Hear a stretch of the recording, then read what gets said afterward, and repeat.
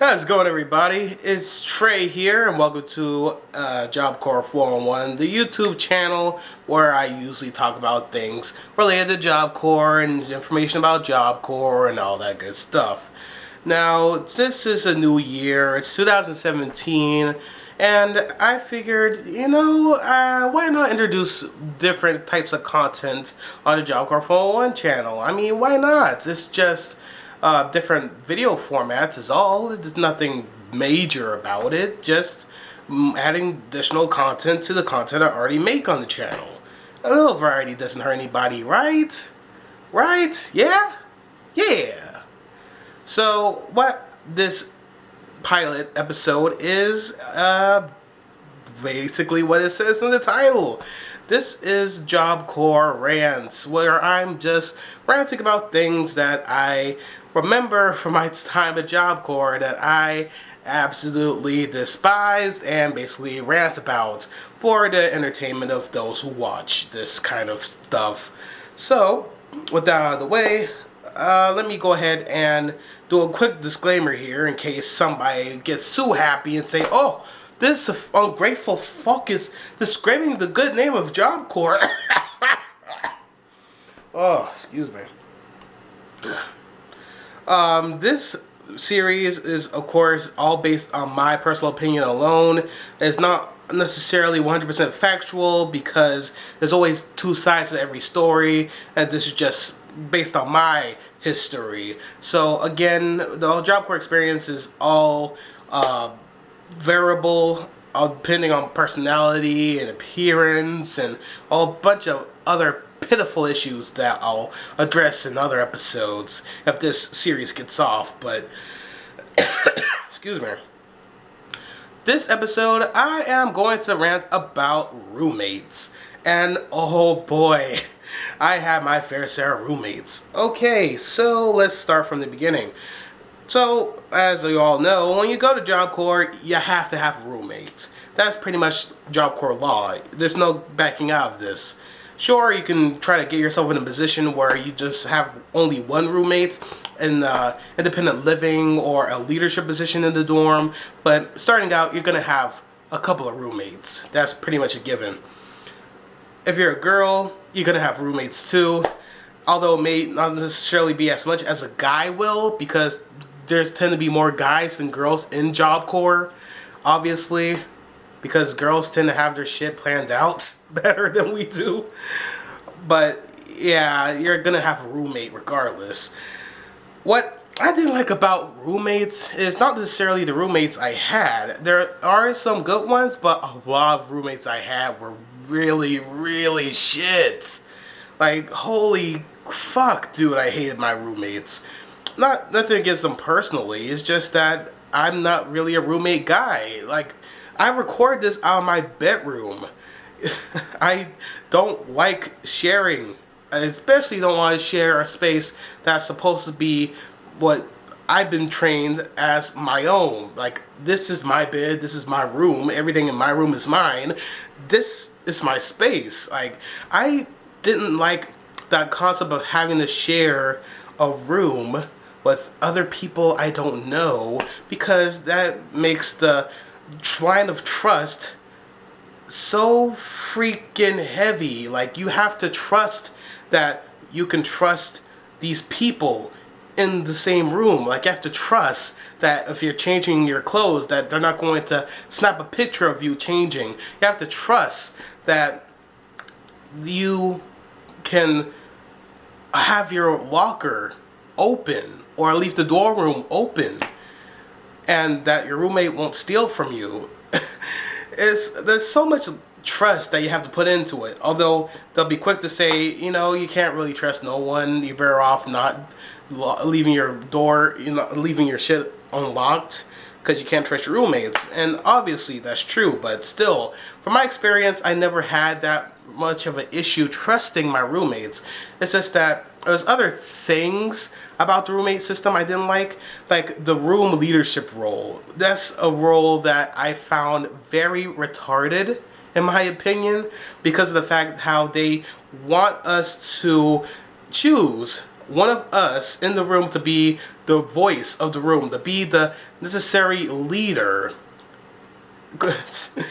I guess this was supposed to emulate the business place, like how to handle a position of leadership, but at the same time, it's a fucking dorm room.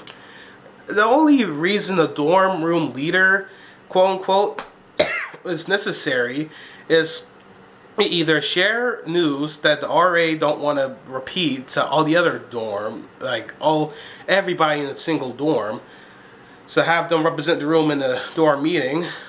And even if they don't, then the roommate just end up going by themselves anyway, because the room leader couldn't really give a fuck about the room.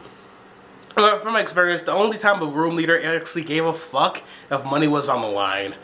Because let me tell you about St. Louis Job Corps, man. St. Louis Job Corps had this initiative where if your room scored high enough for the week, then the room leader would get a gift card to fucking Walmart. Let me make sure that I get that synced in your brain here. If the whole room cooperates together and work as a unit together, only the room leader will reap the benefit of that unity. How does that make any sense?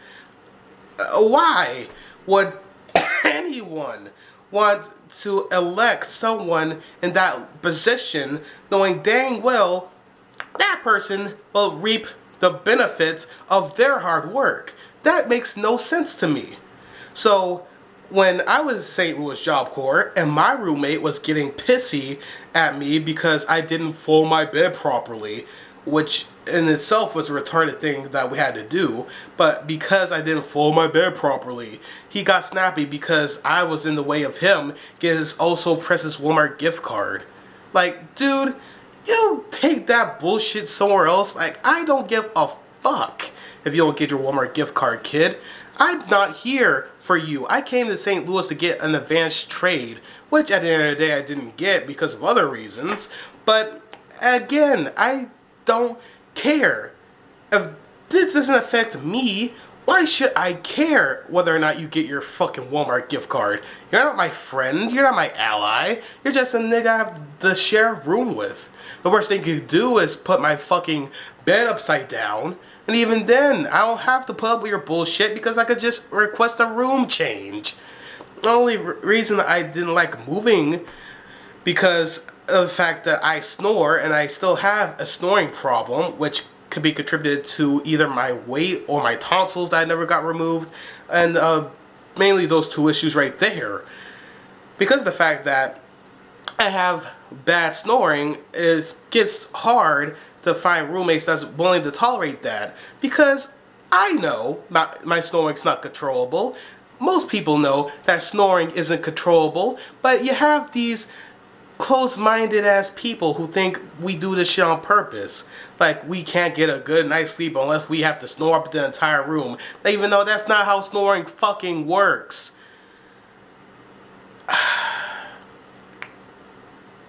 Roommates, the concept of the roommates, and especially room leadership, is retarded to me. Again, I don't mind having to share a room, but there's certain boundaries that shouldn't imply there. Although you're trying to make initiatives to make people want to be in this leadership position, but when you get money involved, you're not getting people who want to be in that position for the right reasons. They're doing it for the wrong reasons. Just like you have police officers who are in the job for the wrong reasons. Just like you have people who want to aspire to be lawyers and doctors for the wrong reasons. They got money in their eye. They're not doing it for the passion. And that is a problem. Well, I would love to rant more about this. I know I have to end the video somewhere, so I'm going to end it right here. This was the pilot episode of Job Corps Rants, and I really enjoyed doing this. It felt really nice. Not so much remembering all the crap I had to go through with the roommates, but actually venting about it and sharing my experience with you, the viewer. So if you want more of this series, again, leave a comment in the comment section below, leave me a like, And let me know what you want me to possibly talk about next. I may rant about it if it reflects my personal experience. If not, then tough shit. Again, thank you for watching, and hope you all have a great rest of your new year. Ta-ta!